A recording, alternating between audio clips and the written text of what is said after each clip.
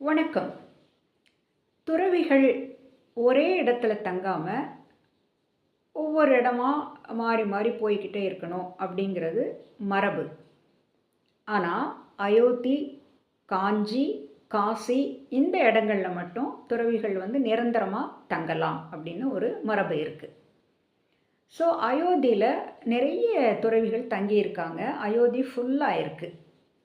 அப்போ அயோத்தியின் எல்லையில ஒரு புது துறவி வந்திருக்காரு அப்படிங்கிற ஒரு விஷயம் ஏற்கனவே இங்கே ரொம்ப நாளா தங்கியிருக்கிற ஒரு துறவியின் காதுக்கு அந்த விஷயம் எட்டுது.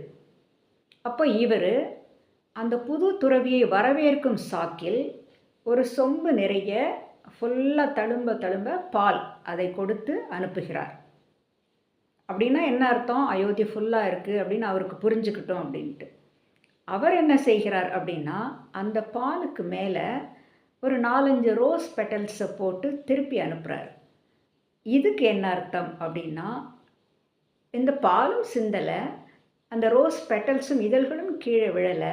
அப்படின்னா அவர் என்ன சொல்ல வர்றார் அப்படின்னா, இந்த அயோத்தியில் எனக்கு ஒரு சின்ன இடம் போதும், இதனால் அயோத்திக்கு எந்த பிரச்சனையும் வராது, நான் எந்த பிரச்சனையும் பண்ண மாட்டேன், எனக்கு அங்கே சின்ன இடம் இருக்குது, அதை கொடுங்க அப்படின்னு அர்த்தம் அதுக்கு.